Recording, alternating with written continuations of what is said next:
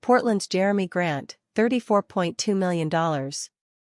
Boston's Drew Holiday, $34.8 million. Houston's Alperen Sengun, $35.6 million. According to ESPN's front office insider Bobby Marks, Reeves will be eligible to sign a contract worth up to 25% of the salary cap of the Lakers or any team with cap space in the summer of 2026. Marks added that Reeves' first-year starting salary in that max contract would be a whopping $42.5 million, which is star-level money. If James decides to continue playing at 42, the Lakers would have to commit around 80% of their cap room to their top three players, which would limit their roster-building tools. Austin Reeves will get traded, says Bill Simmons. With Reeves about to get expensive, the Ringer's Bill Simmons believes the Lakers' homegrown star has played his last game in the purple and gold jersey. When Reeves gets traded this summer, and he will get traded, the stuff they, Lakers, get back for him is gonna make it seem worse that they, Mavericks, didn't get him in the trade, Simmons said on The Bill Simmons Podcast on May 11. Lakers nearly acquired perfect-fitting big who would have altered playoff outcome. Add another big what if to the Los Angeles Lakers 2024-25 NBA campaign. The Los Angeles Lakers nearly acquired the perfect-fitting center in addition to Luka Doncic at the NBA trade deadline. And no, we're not talking about Mark Williams. The Los Angeles Lakers season probably would have ended differently had they acquired the perfect-fitting big man that they were rumored to be targeting shortly after the blockbuster trade for Luka Doncic. According to a recent report, it's now been revealed that ahead of the NBA trade deadline, the Lakers attempted to acquire Atlanta Hawks do-it-all big man Onyeka Okongwu. In the end, the two sides didn't seem to get far in trade discussions, but you'd have to imagine that had a deal gone down, it probably would have altered how the season ended for the Lakers. Even though he doesn't get complete credit for how good of a player he is, the Lakers are the exact situation in which Okongwu would thrive. As a versatile young big who may be limited on a rebuilding, or retooling, team, it's unfortunate this trade didn't get off the ground. Could the Lakers revisit previous trade talks for Okongwu? It's always fun to play the what-if game while looking back at NBA history, but where this becomes truly interesting is whether the team could revisit their previous trade interest this offseason. Especially at the center position, not much has changed for the Lakers. Finding a center who could protect the rim and add another element to the offense that they don't currently have on their roster still has to be considered the biggest priority for Los Angeles. In theory, Okongwu would be a great fit for the Lakers. He is a versatile frontcourt defender, is coming off a career-year best in rebounding, and is a better offensive player than he gets credit for. For some, Okongwu has not fully developed into the player many believed he could be. But that doesn't mean he's still not a good player, and that he can't take another big step forward in his game in the future. Maybe a bit of a change of scenery is exactly what Okongwu needs at this point in his career.